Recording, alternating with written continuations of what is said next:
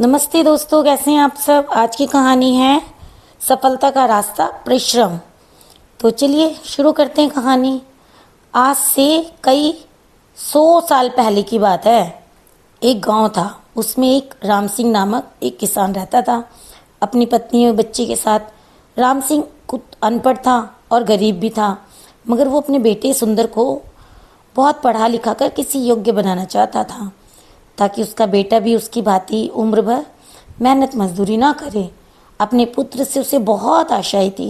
लाखों सपने उसने अपने बेटे को देखकर संजोड़ा लेते। उसे लगता था वही उसके बुढ़ापे की लाठी था। उसका बेटा सुंदर भी काफ़ी बुद्धिमान था।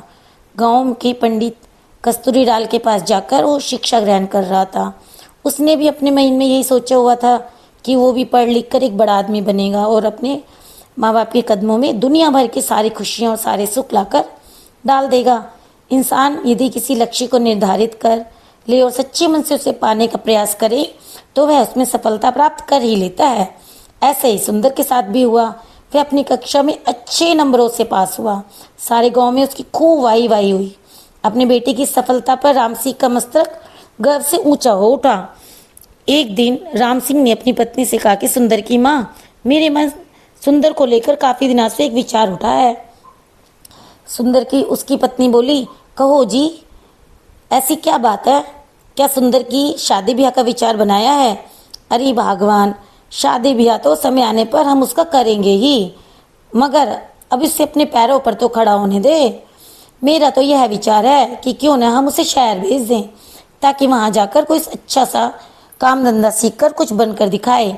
यहाँ गांव में तो बस मेहनत मजदूरी का ही धंधा है। पढ़ने लिखने के बाद भी यदि उसे यही धंधा करना है तो पढ़ाई लिखाई का फायदा ही क्या है। हमारा तो अपना कोई खेत भी नहीं है जिसमें मेहनत करके वह कोई तरक्की कर सके। मगर सुंदर के बापू, सुंदर ने तो आज तक शहर देखा ही नहीं है। हम उसको किसके भरोसे शहर भेज दें? सुंदर की माँ ललिता ने कहा। माना कि हमारा सुंदर बहुत समझदार और सूझबूझ वाला है, शहर में कोई अच्छा काम धंधा भी तलाश कर लेगा, मगर शहर में टिकने की कोई ठिकाना भी तो चाहिए। सुनो सुंदर की माँ, शहर में मेरा एक मित्र है। हालांकि हम दोनों वर्षों से एक दूसरे से नहीं मिले हैं, मगर फिर भी मुझे उम्मीद है कि यदि मैं सुंदर को उसका पता ठिकाना समझाकर भेजूंगा तो अवश्य ही उसे शरण देगा और रोजी रोजगार में भी वह उसकी सहायता करेगा। बात तो आपकी ठीक है सुंदर के बापू, लेकिन मेरा मन नहीं मान रहा कि अपने लाल को अपनी आंखों से दूर करूं। अरे, तुम अपनी ममता के हाथों मजबूर होकर ऐसा कह रही हो, मगर दिल से भी तो तुम भी यही चाहती हो कि हमारा बेटा तरक्की करे। इसलिए दिल को मजबूत बनाओ। सुंदर शहर जाकर कुछ बन गया तो हमारा बुढ़ापा भी सुख से गुजरेगा। और इस प्रकार राम सिंह ने अपनी पत्नी को समझा बुझाकर सुंदर को शहर भेजने के लिए राजी कर लिया। उसी शाम सुंदर जब अपने यार दोस्तों के साथ खेल कूद कर घर वापस आया तो राम सिंह ने बड़े प्यार से अपने पास बिठाया और अपने मन की बात बता दी। सुंदर यह जानकर बहुत खुश हुआ कि उसका बापू उसे शहर भेजना चाहता है। वास्तव में सुंदर भी यही चाहता था कि वो किसी प्रकार शहर चला जाए और कोई ऐसा काम धंधा करे जिससे उसका परिवार सदा सदा के लिए गरीबी से छुटकारा पाकर सुख भोगे। अतः पिता का प्रस्ताव पाकर वह बहुत खुश हुआ और बोला, पिताजी, चाहता तो मैं भी यही था कि पढ़ लिख कर शहर जाऊं और अच्छी सी नौकरी करके घर की कमाई में आपका हाथ बटाऊं, मगर कहीं आप मुझे शहर भेजने से मना ना कर दें। यही सोचकर मैंने आपसे अपनी मन की बात नहीं कही, मगर अब आप ही मुझे भेजना चाहते हो तो इससे ज़्यादा खुशी और क्या हो सकती है। मैं अवश्य ही शहर जाऊंगा। और इस प्रकार दूसरे ही दिन राम सिंह ने उसे दीन दुनिया की ऊंच नीच समझाई और अपने मित्र का पता देकर शहर के लिए विदा कर दिया। सुंदर काफी सूझबूझ वाला समझदार युवक था। अपने माता पिता के दुख दर्द को भली भांति समझता था। वह यह भी जानता था कि गांव में रहकर तो उसका भविष्य अंधकार में ही डूबेगा, जबकि उसकी इच्छा बड़ा आदमी बनकर अपने माता पिता को भरपूर सुख देना था। अतः खुशी खुशी वह शहर के लिए रवाना हो गया। शहर आकर सुंदर की आंखें चुंदिया गई। खूब भीड़ भड़क्का, संजी सवरी दुकानें, तांगे, इक्कों का आवागमन। खैर, आश्चर्य से वह सब देखता रहा। सुंदर अपने पिता के कथित दोस्त से मिलने चल दिया, लेकिन जब वह पता बताए हुए स्थान पर पहुंचा तो पता चला उसके पिता का दोस्त रामचंद्र तो न जाने कब का मर खप गया है। अब तो उसके परिवार का भी कोई अता पता नहीं था। ये जानकर सुंदर बहुत निराश हुआ और सोचने लगा कि अब क्या होगा। आशा निराशा तो जीवन में चलती ही रहती है, लेकिन सुंदर उन युवकों में से नहीं था जो हताश होकर बैठ जाते हैं और उनमें हिम्मत और आत्मविश्वास कूट कूट कर भरा हुआ था। उसने अपने आप को दिलासा दिया, बेटे सुंदर, निराश होने से कुछ नहीं होगा। अब शहर आ ही गया है तो कुछ करके ही लौटियो। माँ और बापू ने तुझसे बहुत उम्मीदें रखी हैं, उनके बुढ़ापे की लाठी है तू। शहर आ गया है तो कुछ बनकर ही लौटूंगा। और मुझे याद है कि मास्टर कहा करते थे, हिम्मते मर्दा मदद खुर्दा, यानी जो लोग हिम्मत करते हैं उनकी मदद खुद भगवान करते हैं। अपने आप को इसी प्रकार हौसला बंधाता हुआ सुंदर पूछता पूछता एक सराय में आकर ठहर गया। उसने स्नान आदि से निर्वृत्त होकर आराम किया और नौकरी की तलाश में निकल गया। मैं जहाँ भी नौकरी मांगने जाता, दुकानदार उसकी बातचीत करने से बहुत प्रभावित होता, किंतु कोई जान पहचान न होने के कारण उसे नौकरी नहीं मिल पाती थी। इसी प्रकार कई दिन गुजर गए। सुंदर गांव से अपने साथ जो रुपया पैसा लेकर आया था वह भी अब समाप्त होने को था। अब तो सचमुच सुंदर की चिंताओं ने आ घेरा। वह सोचने लगा कि काश शहर में उसकी कोई जानकारी होती तो अवश्य ही उसे नौकरी मिल जाती। एक दिन की बात है, सुंदर थक हार कर एक पेड़ के नीचे बैठा मौजूदा स्थिति के विषय में सोच रहा था। उसे कुछ ही दूरी पर राज कर्मचारी पेड़ की ठंडी छांव में बैठे गपशप कर रहे थे। अनमना सा सुंदर उनकी बातें सुनने लगा। एक दूसरे से कह रहा था, कुछ भी कह रहा, तू है दोनों सी वाला, दोनों हम दोनों साथ साथी राजेदार की सेवा में आए थे, मगर तू तरक्की करके खजांची बन गया और मैं सिपाही का सिपाही। इसे कहते हैं तकदीर। तकदीर भी उन्हें कटा देती है गंगाराम जो सूझबूझ और हिम्मत से काम लेते हैं। मैंने अपने सूझबूझ से कुछ ऐसे काम किए कि महाराज का विश्वास पात्र बन गया और इन्होंने मेरी ईमानदारी देख कर मुझे खजांची बना दिया। ना ना ना भाई, तू जरूर किसी साधु या फकीर से कोई इंटर विंटर लेकर करवाते आया, इतनी जल्दी तरक्की कर ली, वरना ना किए ना कुछ नीचे पद पर पहुंच गया। भैया तू मुझे भी अपनी कामयाबी का राज बता।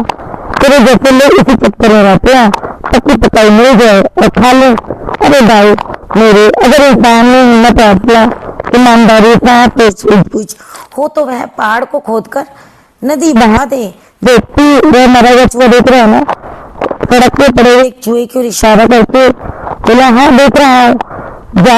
आने जाने वाले लोग उसे देख रहे हैं और घृणा से थूक कर लोगों को दूसरी तरफ फेर रहे हैं। भाई मैं तुझसे तेरी कामयाबी का रास्ते पूछ रहा है और तू मुझे मरा हुआ चूहा दिखा रहा है, ये क्या बात हुई भाई? गंगाराम, मैं तुझे कामयाबी की बात ही बता रहा हूँ। सुन, लोग उस मरे हुए चूहे पर फेंक कर जा रहे हैं। कोई सूझबूझ वाला इंसान उस मरे हुए चूहे से भी 4 पैसे कमा लेगा। भैया मेरे, अक्ल का इस्तेमाल करने से ही इंसान कामयाबी हासिल करता है, जंतर मंतर से कुछ नहीं होता। मैं समझ गया भाई रामवीर। निराश सा होकर गंगाराम बोला, तू मुझे अपनी कामयाबी का राज बताना ही नहीं चाहता। खैर, तो मेरे भी दिन बदलेंगे, चल अब चलते हैं। दोनों राज कर्मचारी उठकर चले गए। वे तो चले गए, मगर खजांची रामपीर की चूहे वाली बात ने सुंदर के दिमाग में खलबली मचा दी। उसके दिमाग में रामवीर की कही बात बार बार गूंज रही थी। लोग उस मरे हुए चूहे पर थूक थूक कर जा रहे थे, मगर कोई सूझबूझ वाला इंसान इस मरे हुए चूहे से भी 4 पैसे कमा लेगा, 4 पैसे कमा लेगा, 4 पैसे कमा लेगा। यही बात उसके दिमाग में घूम रही थी। जिस देश में मिट्टी भी बिकती हो वहाँ कोई चीज़ बेचना मुश्किल नहीं है, मगर इस चूहे को कौन खरीदेगा? कैसे कमाएगा कोई इससे 4 पैसे? चूहे को घूरते हुए सुंदर यही सोच रहा था, लेकिन उसके समझ में कुछ नहीं आया। तभी सड़क पर एक तांगा आता हुआ दिखाई दिया। तांगे में एक सेठ बैठा हुआ था और एक बिल्ली को अपनी गोद में दबोचा हुआ था। बिल्ली बार बार उसकी पकड़ से छूटने की कोशिश कर रही थी। अभी घोड़ा गाड़ी सुंदर के आगे से गुजरी थी कि बिल्ली सेठ की गोद से कूदी और सड़क की झाड़ियों में जा छुपी। अरे अरे तांगे वाले, तांगा रोको, मेरी बिल्ली कूद गई है। सेठ चिल्लाया। तांगा रुका और सेठ उतरकर तेजी से झाड़ियों की तरफ लपका। अरे भाई तांगे वाले, देखो मेरी बिल्ली उन झाड़ियों में जा घुसी है उसे पकड़ने में मेरी मदद करो। सेठ झाड़ियों के पास जाकर बिल्ली को बुलाने लगा। आप उसी आओ आओ। इसी बीच तांगे वाला और सुंदर सहित कुछ लोग भी वहां जमा हो गए। अरे भाई, मैं किसी खास प्रयोजन से इस बिल्ली को खरीद कर लाया हूँ, कोई इसे बाहर निकालने में मेरी मदद करो। सेठ बेताब होकर एकत्रित हो गए लोगों से गुहार कर रहा था, जबकि झाड़ियों में घुसी बिल्ली पंजे झाड़ झाड़ कर गुर्रा रही थी। देख नहीं रहे हो सेठ जी कि बिल्ली किस प्रकार गुर्रा रही है? एक व्यक्ति बोला। हाथ आगे बढ़ाते ही झपट पड़ेगी। ये सब देखकर सुंदर के मस्तिष्क में राजा के खजांचे की बात गूंज गई। कोई सूझबूझ वाला इंसान इस मरे हुए चूहे से भी 4 पैसे कमा लेगा। सुंदर के मस्तिष्क में धमाका हुआ और उसे एक विचार आया। वह सेठ से बोला, सेठ जी, अगर मैं आपकी बिल्ली को काबू करके दूं तो आप मुझे क्या दोगे? अरे, सेठ जी ने तुरंत सुंदर की ओर देखा और बोला, भाई, तू मेरी बिल्ली को काबू करके देगा तो मैं तुझे चांदी का एक सिक्का दूंगा। चांदी का सिक्का? सुंदर के मुंह में पानी भर आया। ठीक है, आप यहीं रुकिए, मैं अभी आपकी बिल्ली काबू करके आपको देता हूँ। कहकर सुंदर दौड़ा दौड़ा उसी दिशा में गया जहाँ चूहा पड़ा था। वाह बेटा सुंदर, बन गया काम। उस खजांची ने ठीक ही कहा था, यदि सूझबूझ से काम लिया जाए तो मरे हुए चूहे से भी 4 पैसे कमाए जा सकते हैं। सुंदर ने मन ही मन खुश होते हुए एक रस्सी की तलाश की और चूहे की गर्दन में फंदा डालकर झाड़ियों की ओर चल दिया। हटो हटो, सब पीछे हटो। भीड़ को एक और हटाता हुआ सुंदर बोला, बिल्ली अभी बाहर आती है। अरे, मरा हुआ चूहा, ये तो वहां पड़ा था, किसी ने बोला। दूसरा बोला, भाई वाह, इस लड़के ने तो मौके का फायदा उठाकर एक सिक्का कमा लिया। इसे कहते हैं बुद्धि का करिश्मा। यह लड़का अवश्य ही एक दिन बड़ा आदमी बनेगा। लोग तरह तरह की बातें बनाने लगे। सुंदर झाड़ियों के करीब बैठ गया और रस्सी से बंधे चूहे को बिल्ली के सामने लहराने लगा। मोटे चूहे को देखकर बिल्ली के मुंह में पानी भर आया। एक नजर उसने मैत्री भाव से सुंदर की ओर देखा, फिर दो मिलाती हुई धीरे धीरे सुंदर के करीब आने लगी। सभी लोग उत्सुकता से यह तमाशा देख रहे थे। फिर कुछ ही पलों में चूहे के लालच में जैसे ही बिल्ली बाहर आई, सुंदर ने उसकी पीठ पर प्यार से हाथ फेरा और उसे गोद में उठा लिया। सेठ ने उसे चांदी का एक सिक्का दे दिया। अब सोच रहा था वो कि अब क्या करे। वह अपनी सोच में खोआ वहीं बैठा हुआ था कि अचानक उसकी नजर सड़क पे गई। एक आदमी रिक्शे से भरे सामान को धकेलने की कोशिश कर रहा था। रिक्शा धकेलने में उसे दिक्कत हो रही थी। ऐसा लग रहा था कि वो बीमार है। एकदम से वो रिक्शे वाला गिर गया। सुंदर भाग के उसके पास गया और उसको उठाया और पानी पिलाया। फिर उसने उसको पूछा कि भाई कहाँ जा रहे हो? उसने कहा कि मुझे यह सामान आज ही आज में पहुँचाना है, नहीं तो मेरा मालिक नाराज हो जाएगा। सुंदर ने कहा, चलो भाई, मैं चलता हूँ, तुम्हारे साथ पहुँचा देता हूँ। सुंदर उस रिक्शे को लेकर उसके साथ साथ चलने लगा जहाँ पर वह पहुँचना था। फिर उसने कहा कि भाई चलो तुम्हें तुम्हारे घर छोड़ आता हूँ, तुम मुझे बीमार लग रहे हो। तो वह उसको घर छोड़ने गया। तब रिक्शे वाले ने पूछा कि भाई तुम कहाँ हो, कौन हो, कहाँ रहते हो? सुंदर ने उसे आप बीती बताई। उसने कहा, ठीक है, मेरी सीट को एक पढ़ा लिखा आदमी चाहिए हिसाब किताब के लिए। तुम कल मेरे साथ चलना, मैं तुम्हें अपनी सीट से मिला दूंगा। अगले दिन रिक्शा वाला सुंदर को अपने साथ लेकर गया और अब उसने सेठ जानकी दास से मिला दिया। सेठ ने सुंदर को देखकर कुछ बातें पूछी, फिर उसे रख लिया। रिक्शे वाले की गारंटी पर सुंदर वहां जी लगाकर काम करने लगा। धीरे धीरे व्यापार पर उसकी पकड़ अच्छी हो गई। जानकी दास ने देखा कि लड़का तो बहुत होशियार है, ये हर काम को अच्छे से सीख गया है। उसे सुंदर को पसंद करने लगा। उस सेठ की एक लड़की थी। सेठ ने सोचा इससे अपनी लड़की का विवाह करा दूंगा, अगर इसके परिवार वाले भी मान जाते हैं तो। एक दिन उसने सुंदर से कहा कि सुंदर, तुम मुझे अपने माता पिता से मिलवा दो। सुंदर ने अपने माता पिता का पता बता दिया। जानकी दास उसके माता पिता से मिलने गाँव गया। वहाँ पर उसने अपनी बेटी का प्रस्ताव सुंदर के साथ रखा तो उसके माता पिता बहुत खुश हुए। उन्होंने हाँ भर दी। फिर धूमधाम से सुंदर का और जानकी दास की बेटी का विवाह हो गया। बेटी का नाम कमला था। कमल के समान ही सुंदर लड़की थी और बहुत ही समझदार व गुणवान थी। सुंदर ने अपने माता पिता को भी शहर बुला लिया था और अपनी माता पिता की सुंदर और सेठ की बेटी कमला ने खूब सेवा की। जानकी दास ने सुंदर को अलग से व्यापार भी करवा दिया। अब सुंदर एक जाने माने व्यापारियों में गिना जाने लगा। धीरे धीरे समय बीत रहा था। 1 साल के बाद सुंदर को एक पुत्र रत्न की प्राप्ति हुई। दादा दादी बहुत खुश हुए। सारा परिवार खुशी से रहने लगा। धन्यवाद दोस्तों। आपको मेरी कहानी कैसी लगी कृपया कमेंट करके जरूर बताएं और मेरे इस चैनल को